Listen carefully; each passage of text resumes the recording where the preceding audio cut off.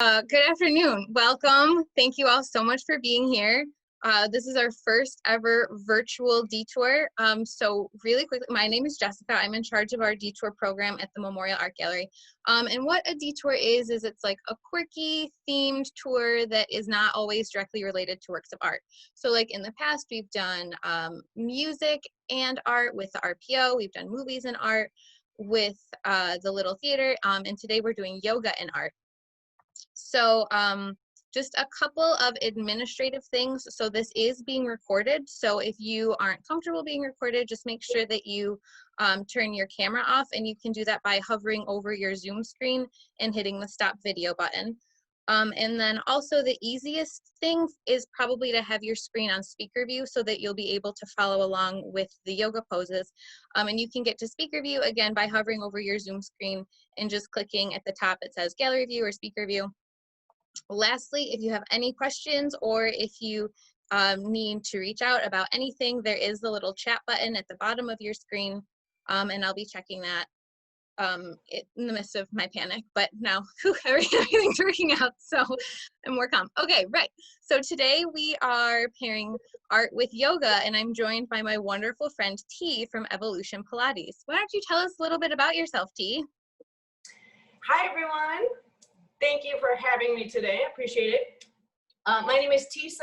Everyone calls me T. I have been a lifelong yoga practitioner. Shout out to my mom for taking me to that first yoga class when I was 15 years old. And since then, I've also certified in Pilates, and I teach Pilates at Evolution Pilates in Pittsburgh. And I'm so happy to bring this to you today and to pair it with art, because I think both of them both help us reduce stress.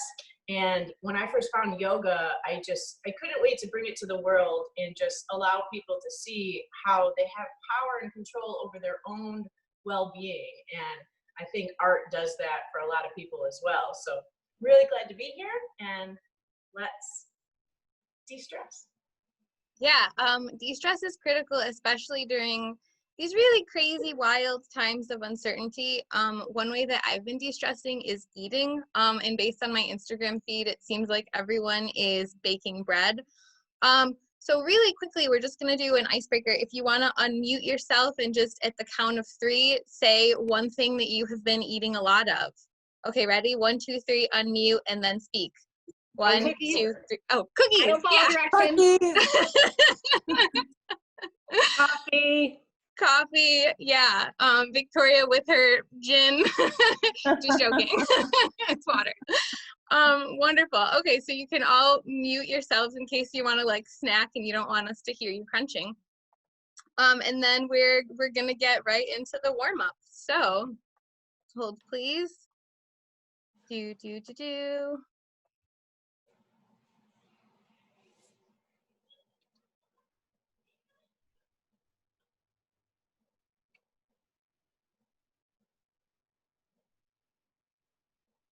Take it away, T.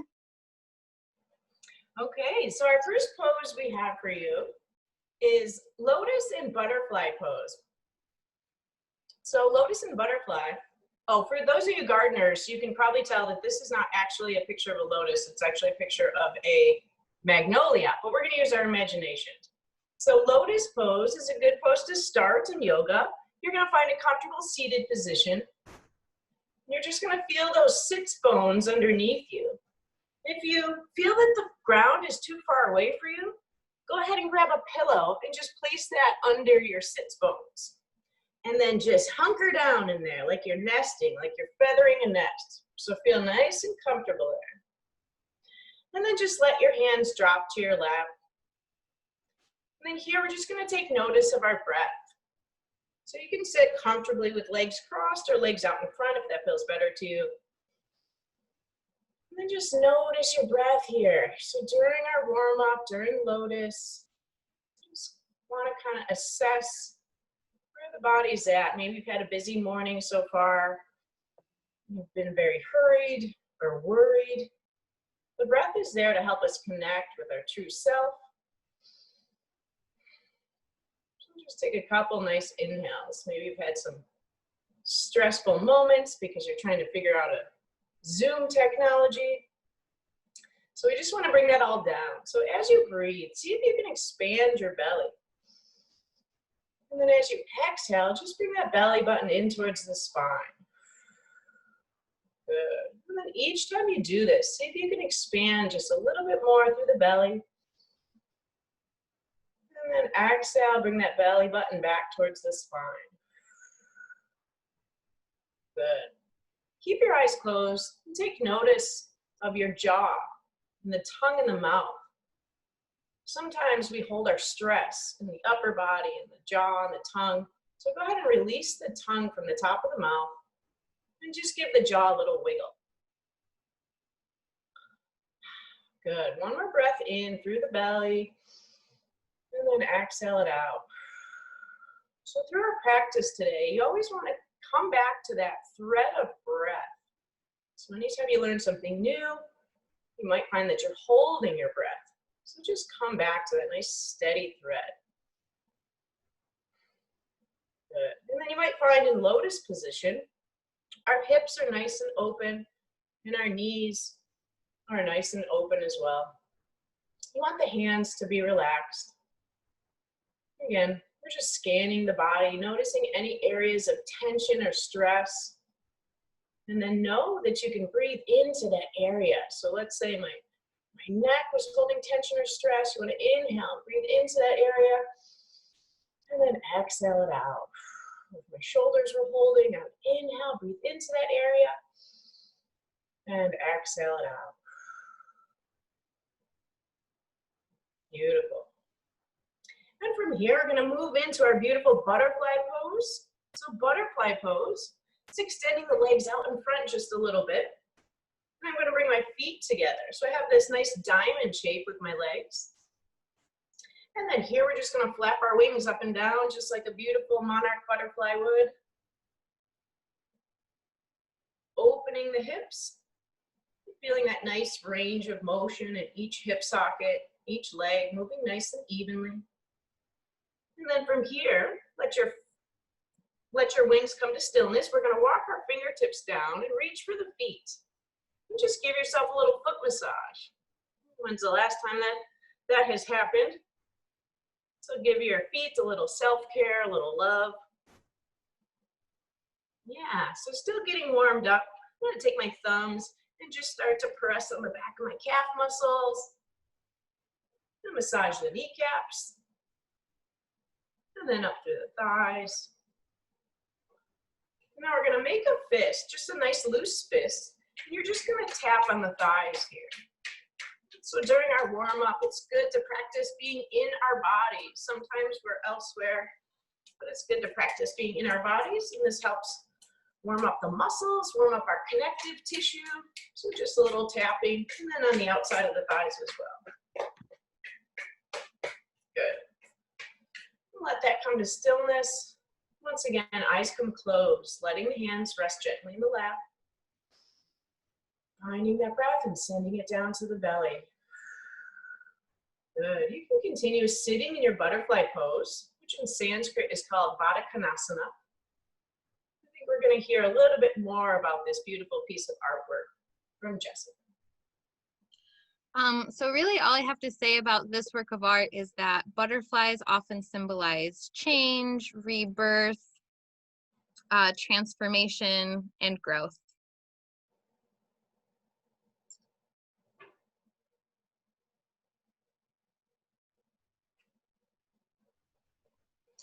Moving along into our next work of art and our next poses. So we'll do the pose first, and then while you're holding the pose, I'll talk more about the art. Okay, so we'll transition from your butterfly pose to our cat and cow pose. So those of you who are familiar with yoga, you might know this one. We're going to get into all fours position. If you find that it's challenging to be on your knees, go ahead and put a towel or a cushion underneath the knees for this one. For alignment purposes, notice that my wrists are directly beneath my shoulders and my knees are directly beneath my hips. That just allows me to have plenty of room for my spine to articulate here. So notice our first picture is of a cat, and we're going to round the spine Here, just like a scaredy cat would, we're gonna press the breath out. I'm gonna let my head drop, my chin comes to my chest.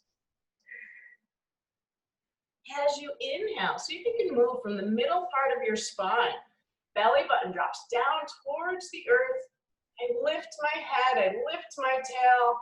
This is cow position or Gomukhasana. Inhale. Exhale as you round the spine, press the breath out. Once again, moving from the middle of the back. And then inhale, so you let the belly drop, lifting the head, lifting the tailbone.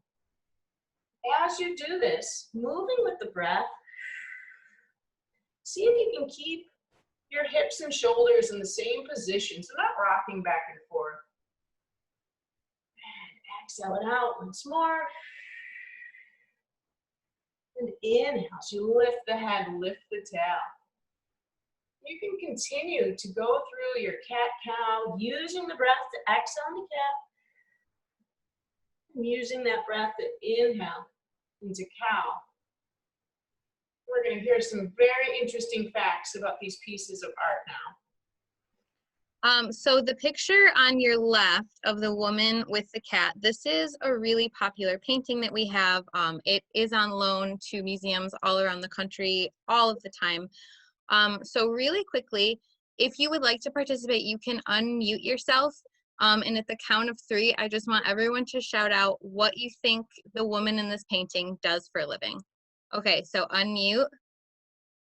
Ready? Prostitute. 1, 2. Oh, right, prostitute. Whoever said prostitute. Yes. What gave it away? Do you want to share? She kind of has a very low cut top and a big red feather and a lot of makeup, and she looks like a hussy. Yes,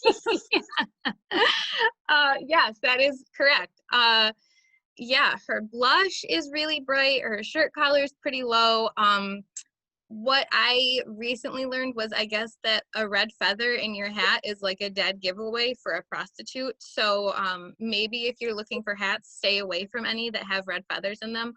And also, so she's looking at this little kitty, and like it could be a double entendre with the word cat, but it's not on the label, so that's just me guessing. So this was painted by John Sloan, who was one of the founders of what is now known as the Ashcan School of Art. We'll get to what that is in a minute. So fancy ladies and gossamer gowns are really great, but what John Sloan was really interested in painting was people who were from, we'll say, like the wrong side of the tracks. And we can really see that with this painting. Like the restaurant is kind of grubby, it's pretty dingy. There's a random animal walking around, so like you don't have a lot of confidence in restaurant health and safety, food cleanliness. And also, you know, there's this lady who's trying to conduct some pretty intimate business just like out in the open. So the colors are darker, and the subject matter is, you know, people who are from a lower class. So while viewing John Sloan's works, this one art critic said that it looked like all he painted were a bunch of ash cans. So that's how the Ashcan School of Art got its name. And really all it means is that it's just daily life highlighting the lower class of New York. And then next to it, we have, you know, these 2 cows in a field. It's pretty scenic.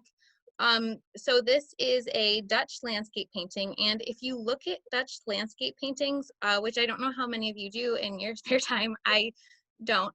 But I did for this. You may notice that there are a lot of cows in Dutch art. And initially I thought it was really weird, like, aren't there other animals? Don't you guys have other things to paint? But I learned that there are a lot of cows in Dutch art, especially during the 17th century. And this actually signifies the Dutch pride in their milk industry. So paintings of cows also comment on the harmonious relationship between humans and animals. Like cows have provided humans with meat and milk for years, and then in turn humans breed cows and tend to them. But more than anything, this painting just looks like a place where you could just stretch out and do some yoga. I've heard of yoga with baby goats. I haven't heard of yoga with cows, but this painting has like a nice little relaxed, idyllic feel to it.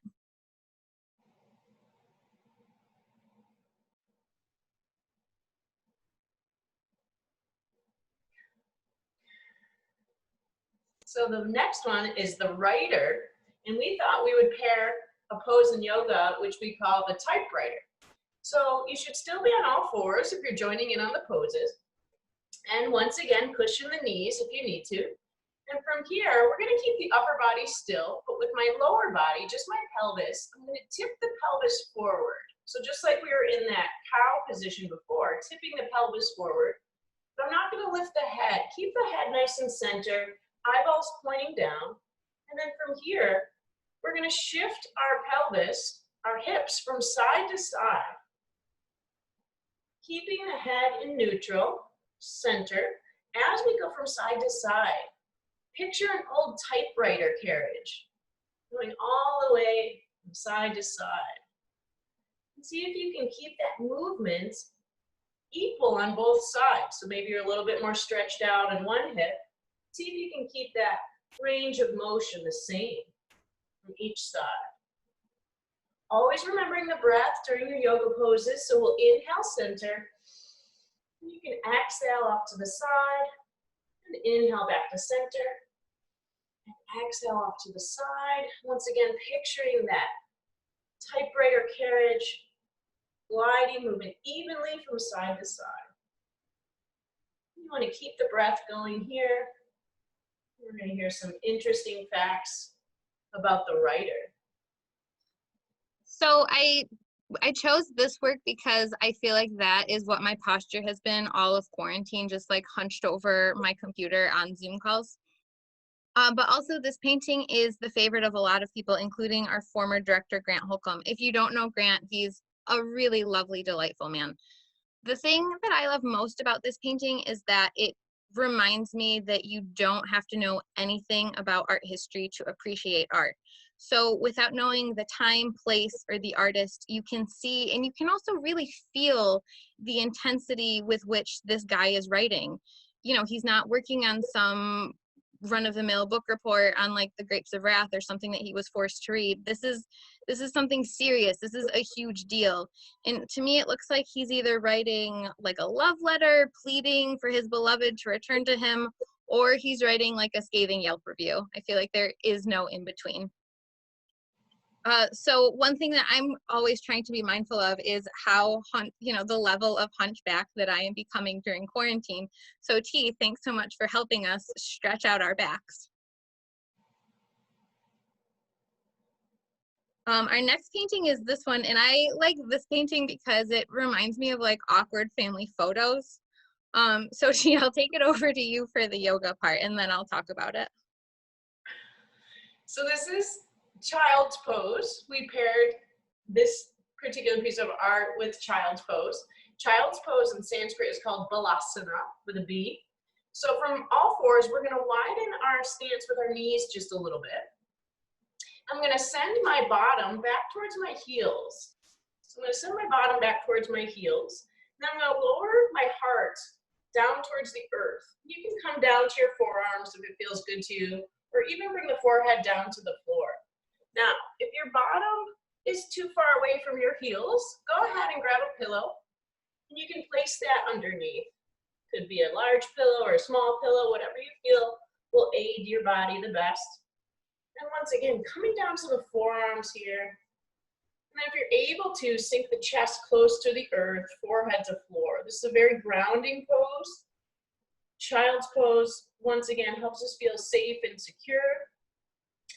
And by breathing into our back body, it can really help expand during this pose. So as we breathe, we want to inhale and try to expand your rib cage. Exhale, sink the chest even closer to the floor. So inhaling, expand the rib cage. Exhale, sinking the chest. Now you may notice there's some tension or stress in your shoulders, and if that's the case, you can reach back for your heels. So I can bring my head or cheek down to the floor, and reach around for your heels. Using that breath is powerful for relaxation. So we inhale, once again, expanding the back body. Each exhale, sinking down even closer. Notice the hips opening up. melting into the floor with the chest. Continue to stay in your child's pose. We're going to hear some interesting facts about this piece. So this piece was painted during the Renaissance, which lasted from about 1300 to 1600. And essentially it was a period of educational reform, enlightenment, major advancements in the arts. And this specific painting was created around 1500. So during that time, Michelangelo and Leonardo da Vinci really ruled the art scene. They were both obsessed with the human form. Leonardo believed that showing the human form in all of its glory was an honor to God, and he was on a quest to better understand the human anatomy. He was so fixated with the human anatomy that he dissected somewhere around 30 cadavers to better understand the ins and outs and all of the muscles and organs. So that's like a little bit obsessive, but okay, you know, I guess he learned what he had to learn. So Michelangelo, on the other hand, was more about the beauty of the human form and less about the science of it. So because of that, he produced more nudes than Leonardo did. So now we have these two major pioneers in the arts painting all of these nudes all the time. So there are a lot of works celebrating nudity during this time. And the nudity is all people, all ages, everywhere. So baby Jesus, who we see here, was also frequently depicted naked. And while that's kind of odd because he's a major religious figure and it could seem disrespectful, the artist wanted to give him a more human quality. So, like, yes, he is the Son of God, but he's also a child. And also the artist wanted to stay on trend with what was popular, and that was nakedness, which is still pretty popular today. So, you know, there's that.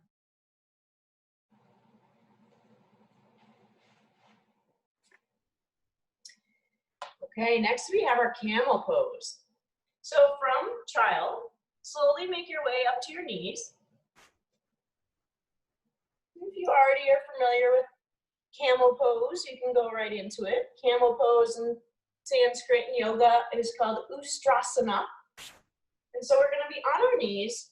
If you're able to, curl your toes under. But if that puts too much strain on your arch, then you can just keep your feet flat. And then once again, since we'll be on our knees, if you'd like to put a bolster or pillow underneath your seat, that would be nice. So I'm going to come up on my knees and reach my palms around to find my hip bones. And they might be a little higher than you think. So find your hip bones back behind the low back, and then just start massaging those with your palms. I'm going to warm them up here. As you massage, start to press your hips forward. And then if it feels good to you, you can let your head drop back here and your mouth drop open. So camel pose. Some of you may want to come back to center. If you're ever feeling vertigo or any sort of dizziness, just bring the head back to center. And for others, you may not be getting enough of a stretch.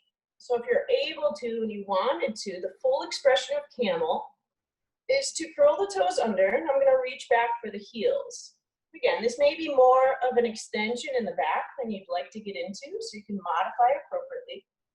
Once again, letting the head drop back, mouth drops open, and take a nice breath in. Exhale it out. Inhale. Exhale. Take one more breath in your camel pose, whatever it might look like.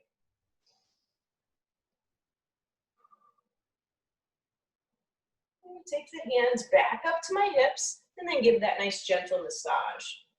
We're going to hear a little bit more about this camel. You can stay in this position and just find that breath, breathing in and out.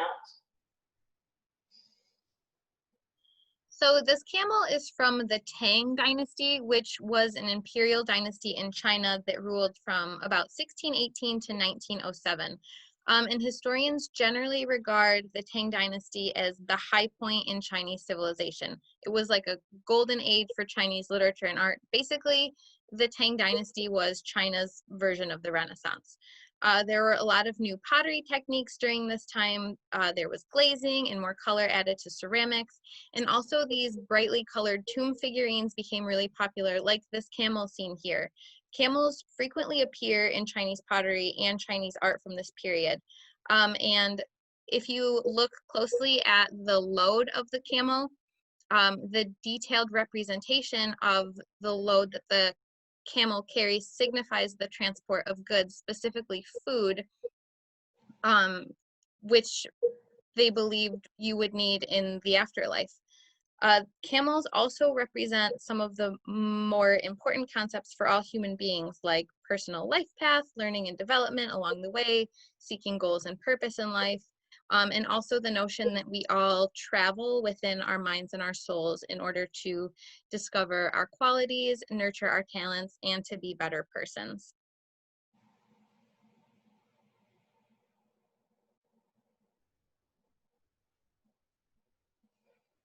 Okay, so on to the next, frog pose. You're gonna come from camel, back to all fours, then frog pose.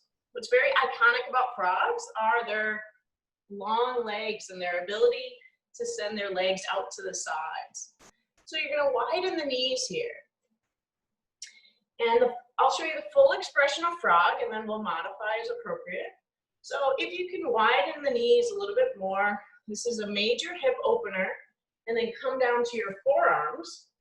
If you were looking at me from up above, it would look like I was in a frog-like shape. And you can stay right here with those hips nice and open. Now, if that's a little too intense, couple options here. You can place a pillow underneath the chest. And so the floor is not so far away, but I'm still opening my hips. And then further, I like to add a little movement to frog. So if you stay on the knees with the knees nice and wide, then take the palms out a little bit wider. You're gonna press into the right palm, and then press over into the left palm. And then rotate, shift your weight back to your left knee, and then take it over to your right knee. Back up to your right palm. So notice we're going in a circular fashion here. So it's a nice hip opener. I'm having this nice glidey motion happening in my hips, so I can feel that lovely range of motion, that freeness in the joints. Let's take one more nice circle and frog in this direction, and then we'll reverse. So bringing the weight up to the left palm, over to the right palm, back to the right knee, and over to the left knee. So in Sanskrit, frog is called manduka. We're all practicing our frogs here. And find the breath again, because chances are you just learned something new and you're holding your breath. I do it all the time, so just remember to breathe, inhale, and exhale. Just make sure your inhalations and exhalations are totally full and complete. Once again, not hurried or worried. Just nice and full and complete, giving your muscles all that good oxygen. I think we're going to find out more about this little cute frog that you'll see on your screen next.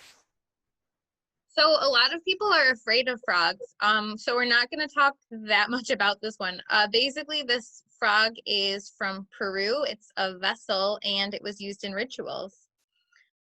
T, how do you say crocodile in Sanskrit? Crocodiles, Makarasana. Makarasana. So from our knees, for crocodile pose, we're going to come down to our belly. So go ahead and lower yourself down to your belly here. I'm going to be on the forearms to start. And then just find that your hip bones can press down into the floor. The hip bones, all the muscles of the pelvis. So you can see if you can press them down into the floor. Feel like that's your center. And then from here, we're going to spread the fingertips wide. Stay on the forearms, open across the chest here. Collarbone goes wide, shoulders go wide. Let your gaze look up towards the ceiling. Take a nice inhale. Exhale it out. And again, inhale. Nice and open. Exhale it out. And another way that we can practice crocodile is by taking the elbows out in front, holding the hands. I'm going to place my chin on top of my fists. If you'd like to involve the lower back, you can pull your heels together here. We're going to squeeze the heels together and just lift the feet up off the floor just a couple inches. Once again, inhaling in, exhale it out. Inhale it in, exhale it out. You can release the feet. Either stay with your chin on your fist or come back to the forearms. And we'll hear a little bit more about this crocodile. So this crocodile is from ancient Egypt. It's a couple thousand years old, just like yoga. And this particular one was a stylus, which was like a writing instrument that people used to use.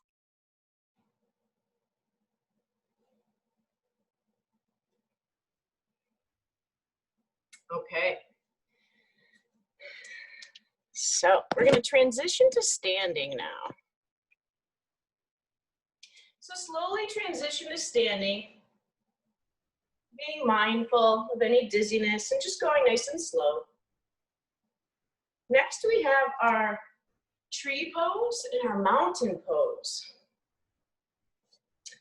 So once you come to standing, you're going to take nice, even stance in your feet, even moving around a little bit to spread out the toes. Just try to feel like all your parts and the bottoms of your feet are connected to the earth.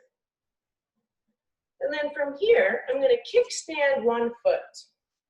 So I'm going to take one foot out to the side. So I happen to be standing on my left and I'm kickstanding my right foot so that my right heel is just above my ankle on the left side. I'm going to picture the roots coming out of my left foot down into the earth. Slight bend in that standing leg.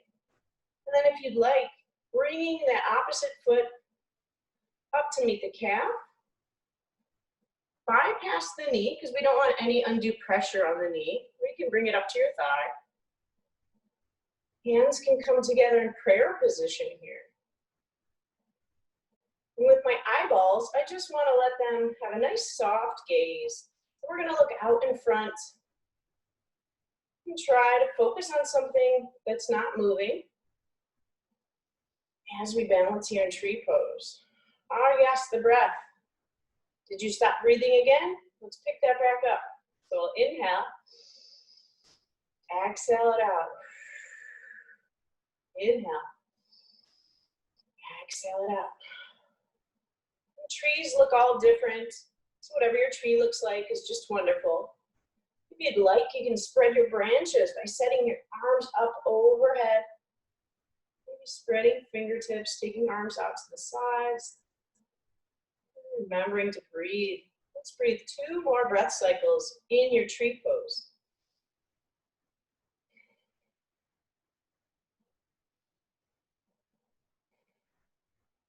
When you're ready, we'll slowly release that leg and just shake it out.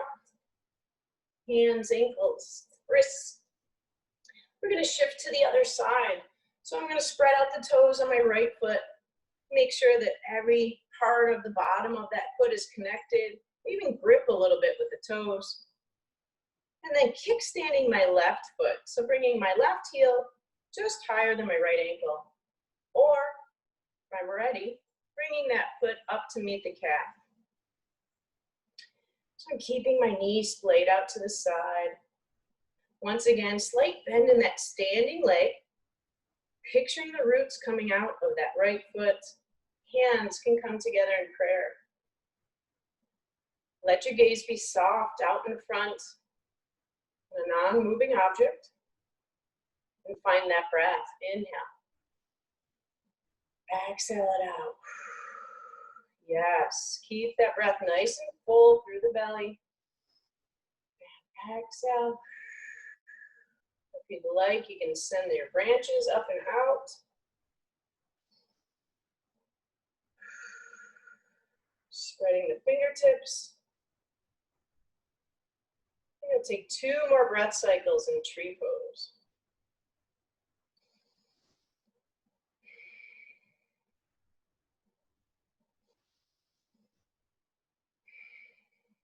And when you're ready, release. Excellent, shake that out. We're gonna transition into mountain pose because in this piece of artwork, we happen to have both trees and mountains, and both are important. So we're gonna come back to both feet on the floor directly beneath the hips. So hips distance apart. Once again, spread out the toes, spread out the feet. We'll give you a side view here. You want to have a slight bend in the knee. I'm going to tuck my tailbone under. So once again, slight bend, tuck the tailbone. Good. That helps me feel nice and strong, stable and firm, just like a mountain. We're going to turn the palms to face out. Activate the fingertips. So nice energy out through the fingertips. Then with the shoulders, roll the shoulders back and down. My chin stays parallel with the earth. Once again, letting your gaze be nice and soft down towards the floor. Feeling the toes grip just a little bit as you inhale. Exhale. Good, let's hold for 2 more breaths. Nice active fingers. Inhale. And exhale. 1 more here. Nice breath in. And exhale it out. You can stay in your mountain pose or even transition back to tree. And Jessica is going to explain this piece of art to us. So this work of art, every time I look at it, I hear this song. Can you hear that? That's just what it reminds me of because it's so scenic. So this was painted by Albert Bierstadt in 1865. And Albert Bierstadt was this German-American painter who was like the OG Bob Ross. He was best known for his romantic depictions of landscapes of America and specifically of the American West. So romanticism in art essentially means that everything is imagination, emotion, freedom, the glorification of nature, and we really see all of those things in this piece. It kind of looks like the opening scene of a Disney cartoon from the 90s, where, you know, you see it and you're like, oh wow, what could possibly go wrong? And, you know, in this particular painting, we have like this beautiful path of sunshine highlighting this idyllic meadow and like this happy little fawn family in front of this mountain, but it's not an imposing mountain. It's a tangible mountain that you could climb too. And everything in this painting really emphasizes peace, tranquility, and the joy that is nature. It's all happy little trees all the time. In Bierstadt, he really loved painting, but he also loved exploring. He was a member of a generation of artist explorers, and you know, every time he would go somewhere new, he would record his visual experience through his art. During his lifetime, he painted around 500 works of art, and almost all of them are like impossibly beautiful naturescapes. So today, since we're trying to be mindful and de-stress, being in nature or even viewing scenes of nature via works of art reduces anger, fear, and stress. It increases pleasant feelings, and scientists have found that exposure to nature not only makes you feel better emotionally, but it also just contributes to your overall well-being. It reduces blood pressure, heart rate, muscle tension, the production of stress hormones, and it just makes you a happier person. So from this pose, we are going to go to this work of art.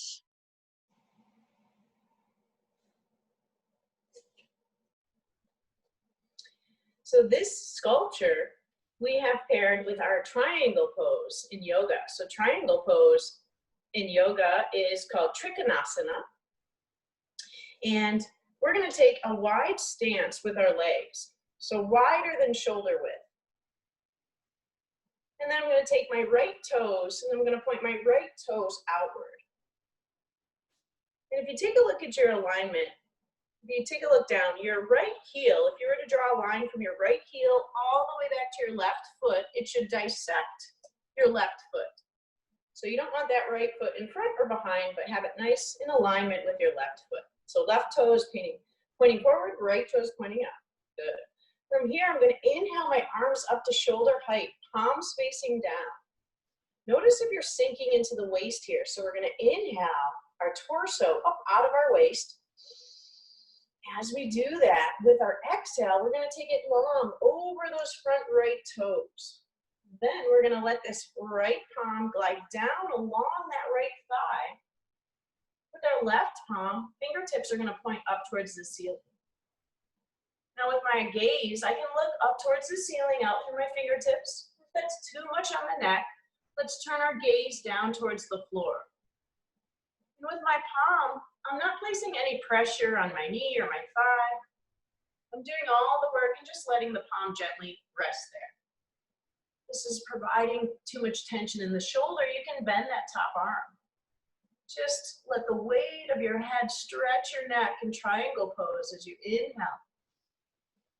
Exhale it out.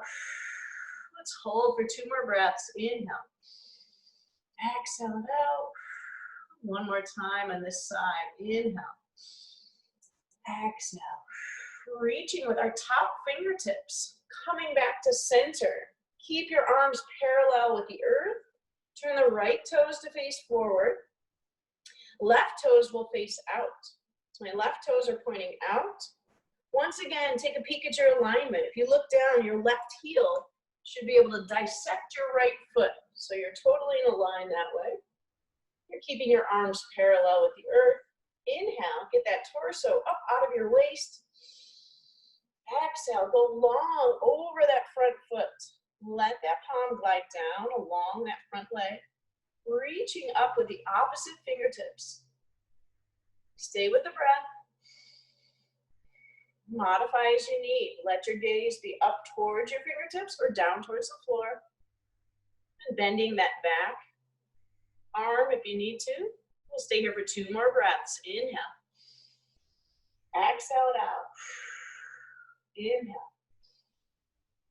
Exhale it out. Leading with the top fingertips as we slowly come back to center. Trikonasana. And notice some folks have long, beautiful legs. So let's not be too hard on ourselves if we can't reach our foot. In yoga, it's very important that you know your own geometry. So I happen to be like a 50-50 from head to waist and waist to feet, which means it's a lot easier for me to reach my feet. So if you have long, beautiful legs, don't be too hard on yourself. Yoga is all about forgiveness and acceptance, and just allowing your body to go where it would like to go. So you can stay in triangle if you'd like for a few more breaths. We're going to hear more about this interesting piece. So actually, I'm not going to be talking about this piece, but I have selected a random audience member to tell us. No one panic. She was selected beforehand. Victoria, please share. Okay, well, can people see my screen? Yes. Okay, so I'm showing you this woman, Charlotte Whitney Allen, who commissioned this piece by Alexander Calder for her garden. Now, Charlotte Whitney Allen was a really fun person, and she had a different way of de-stressing. It wasn't yoga. She would have people come to her garden every afternoon or her home for cocktails. Now, remember, I didn't tell you yet. She commissioned this artwork in 1935. So we're at the height of the Great Depression. We've just ended Prohibition. So Calder today is considered one of the most influential sculptures of the 20th century. But in 1935, no one had ever heard of him. Today, his things are in the Met, the MoMA, the Guggenheim, the Pompidou, everywhere. All major museums have a Calder. But what makes our Calder so special is this was the very first time he got a commission for an outdoor sculpture. And that outdoor sculpture resided in a garden of Charlotte Whitney Allen in Rochester off of East Avenue on Oliver Street. And it was organized by a landscape architect named Fletcher Steele, who had become nationally renowned, and he was from Pittsburgh. Jessica, are there some other things that you would like to know about Charlotte? So I did actually have a question. I heard some rumors about a pretty scandalous love affair between Charlotte Whitney Allen and George Eastman. I was wondering if you heard anything about it, if you knew. I was wondering if you could basically spill the tea. Yeah, so I heard from an older friend who was in my garden club that because a lot of times, especially when it's Pride Month, everyone likes to sort of claim George Eastman as being a part of their own tribe. But this friend from my garden club said her parents told her that George Eastman had a special relationship with Charlotte Whitney Allen, who was much younger than he was. But, and I also really love Charlotte Whitney Allen because she went to the same girls' school I went to in New York City, the Spence School, but she wasn't invited back because she was too independent. And the school finally gave her diploma when she was like in her 70s, because she had loved the school so much and been such a good supporter. But one other thing that's really interesting, before Calder was world famous, and when he really needed money, he used to send, can you see this, jewelry to Charlotte Whitney Allen, and she would sell it to her friends. So if anyone is on this call, when you're going through your mother or grandmother's drawers, if you find some things that look like little metal bits of like funky jewelry, do not throw them out. Do not, like send them to Goodwill. You may have your own original Calder. There we go. Back to you. Wow, thank you so much. Another fun fact about Charlotte Whitney Allen is that we have a library at the museum. I don't know if anyone knows this. It's on the 3rd floor, and it's actually called the Charlotte Whitney Allen Library. Yeah, she was a really cool lady. Some could say that she was a goddess. What? Goddess pose. Utkata konasana. Goddess pose.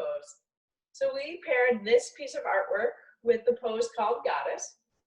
And it's a standing pose. It's a very powerful pose. Most of our poses have been relaxing, but this one's gonna fire up some circulation and some good muscles into our thighs. We're gonna wake them up. So we're gonna take a nice wide stance, even a little bit wider than for your triangle. And then we're gonna tuck the tailbone, bring the arms to the outside. Notice that my wrist is over my elbow, wrist over elbow, 90 degrees. We're gonna take a nice inhale. Press the elbows back so you can't see them in your periphery. Sink down into a little squat here. Yes, inhale.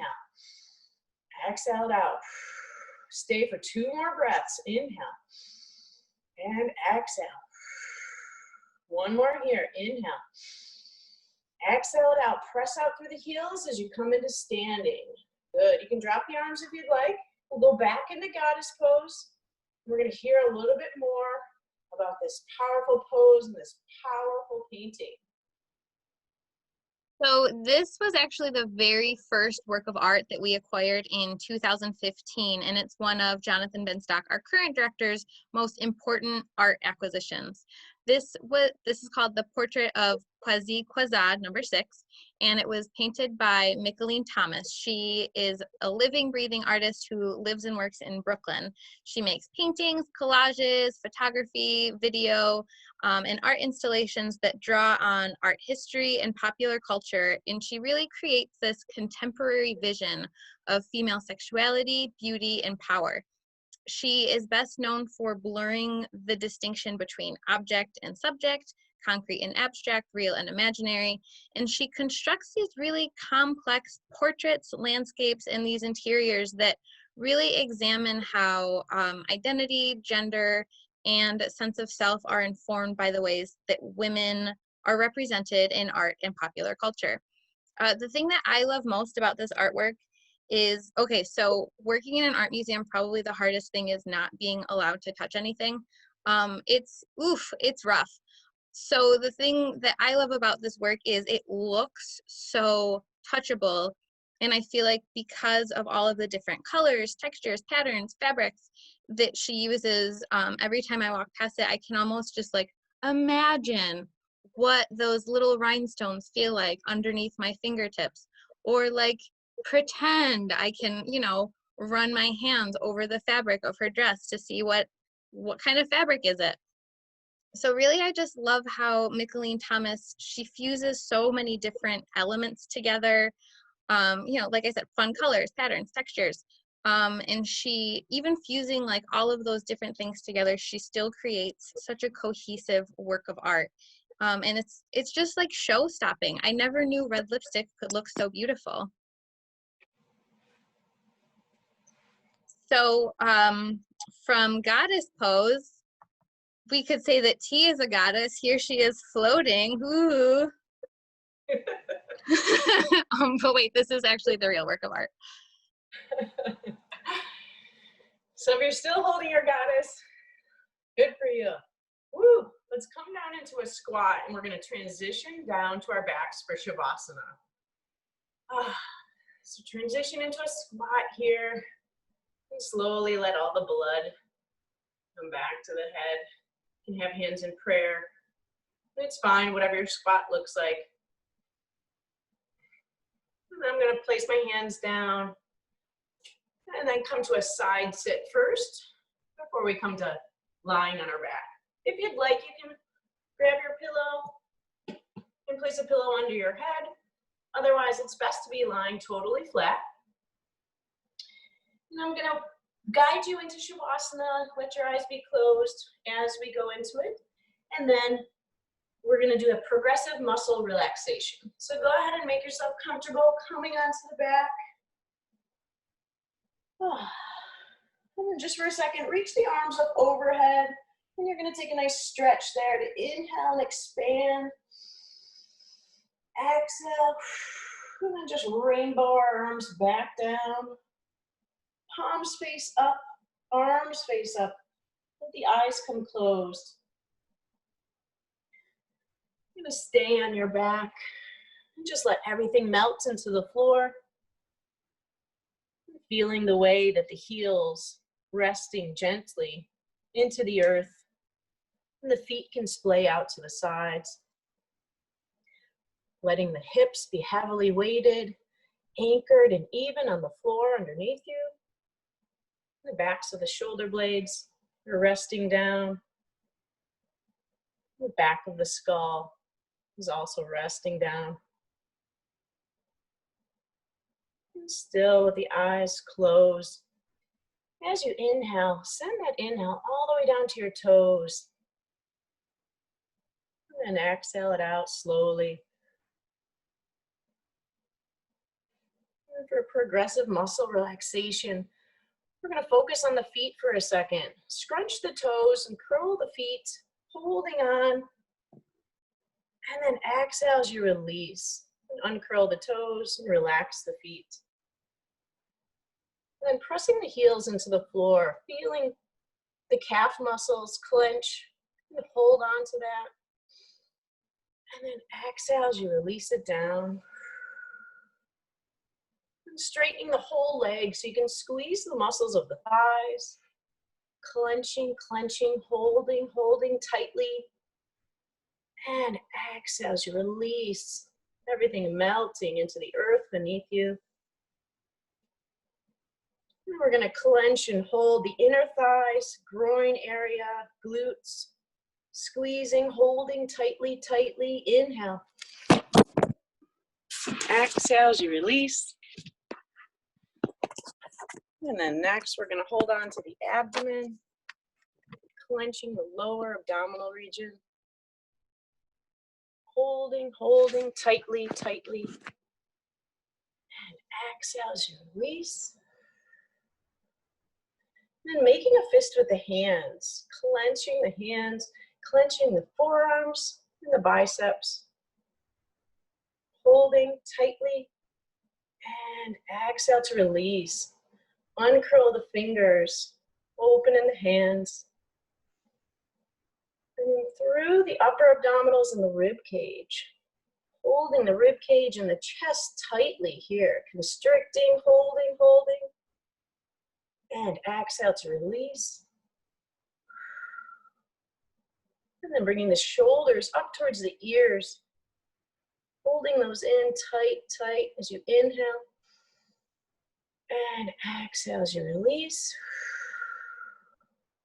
And our last one, holding tightly the muscles of the face, scrunch everything in towards the nose, scrunching and holding, squishing the face, and exhale as you release, melting away stress, tension, any areas of tightness. We'll take a few cleansing breaths here. Inhale, send it all the way down to the toes. Seeing that breath rejuvenate the cells and muscles. Exhale as you watch it exit the body. And then once again, nice cleansing breath in. Replenishing, nourishing. And exhale as you release. And with your next exhale, slowly come back into awareness. We're going to roll over onto your right side. You can keep the eyes closed and just give yourself a nice hug. And just hear that you'll send yourself warm wishes, happiness, healthiness, safety, and freedom. We'll slowly, mindfully, with eyes still closed, make your way up to a comfortable seated position.